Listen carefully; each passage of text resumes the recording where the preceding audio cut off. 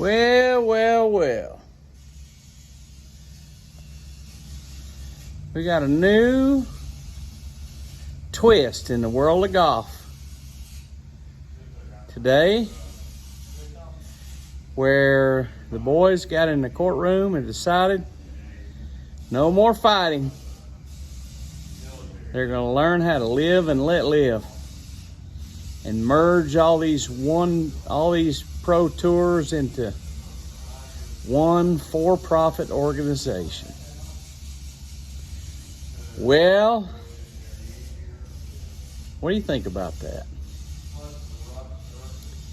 You know, I have to refer back to one of my previous videos to see what was going to be the catalyst for this whole endeavor and change. Let's look back at what I said before. And they are going to have to be able to have their guys get world ranking points. And some of them are past champions at the Masters, so they'll get to go play, I'm sure. But at the same time, you got the possibility that if a guy doesn't have world ranking points high enough, he can't get in the Masters. I think Masters has the top 50 in the world these days, as do most of the majors, as does the Players' Championship. So those world ranking points and having these guys be able to go play in the British Open, having these guys to be able to go play in the United States Open, having these guys being out there playing in the Masters and competing for and winning them is ultimately the only true success. Well, the bottom line is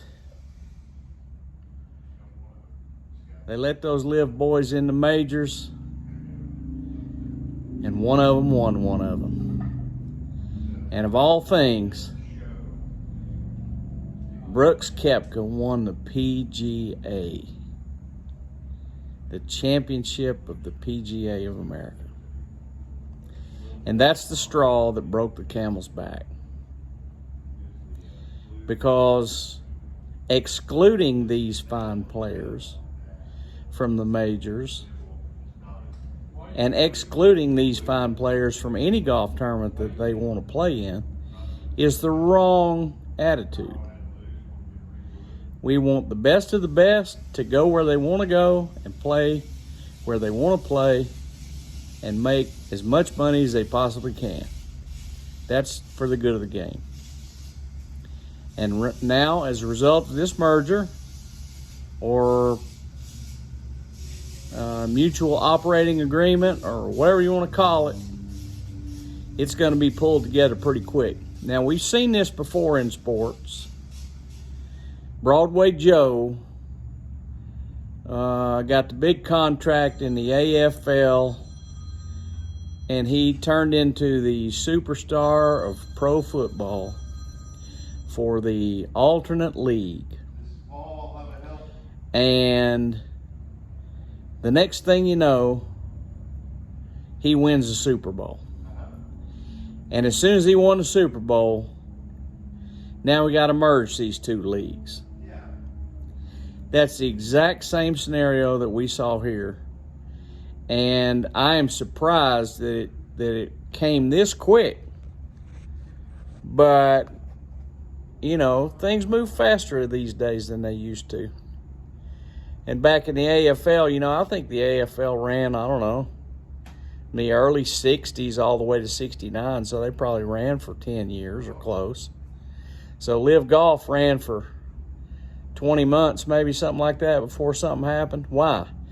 Because it took 10 years in the AFL for a team to win a Super Bowl. They didn't even have a Super Bowl. They didn't even allow them to compete together until, 67, something like that? And then the upstart New York Jets with Broadway Joe win the Super Bowl, and bang, we have to have a merger. And that's the exact same thing happened here. It is good for golf that these guys are finally going to make, you know, the kind of money that were generating already. I mean, the PGA Tour, under the guise of being a, quote, non-profit organization, you know, was handling a whole lot of money, and the players weren't getting that great of a share of it. Up comes, you know, I mean, Norman's talked about this for years, about having the big names in golf playing a, quote, Champions Tour. And, of course, this exact same thing has unfolded because, you know, he knew he finally got some guys that were interested in investing in the whole idea. And, I mean, dude, it's a pretty powerful idea. Now, the implementation really never proved to be that powerful because it was just getting going before it got snubbed. Why did it get snubbed? Because Brooks Koepka won the freaking PGA. And Phil Mickelson and Koepka both, you know, finished high up in the Masters. I mean, you know, you got LIV golfers competing in these big tournaments. And, you know, you got to straighten out the world rankings to where we have a true world ranking. And so, finally, you know, I think it's a good thing that these guys came together. It's good. It's going to be good for the players. It's going to be good for the fans. So, you know, it's going to be interesting to see what kind of LIV participation is going to happen amongst some of the other rank and file players. I mean, you know, is Jordan Spieth and McIlroy and some of these guys going to play in a LIV golf tournament? I'd say, yeah, they will. They're going to call it something different. You know, it's going to be marketed different. You know, maybe the whole concept of the team golf thing comes into play now, to where there's just team golf and then regular golf. But either way, you're going to have the best of the best of the best competing together in the same events. And that's what the fans want to see. They want to see the best of the best of the best squaring off in a golf competition to find out who's the best. It's kind of like Team Tornado and Team Bacon. We square off to find out who gets the bragging rights. And that's really what this is all about. All the guys are already rich.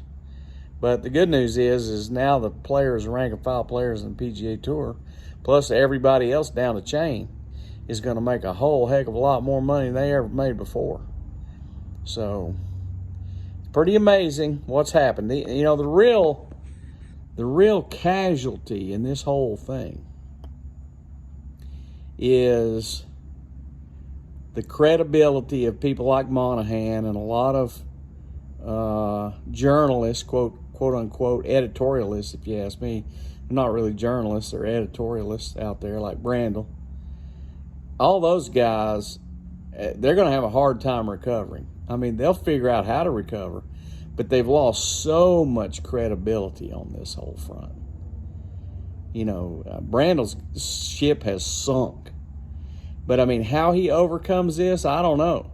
But he'll talk his way out of it, and the guys at the Golf Channel will let him stay on there because, you know, they might sweep him under the rug for a little while, but next thing you know, they'll pull him back out. You know, he might even have to get a haircut to kind of change his style a little bit. I don't know. But bottom line is, we are now going to have a golf league that has all the best of the best in it. We may even have some team golf has best of the best in it. And the whole entire game of golf is set to boom like never before. All we got to do is get Tiger Woods back out there and roll this ball back about 20%. And, man, this game got a bright future. See y'all later.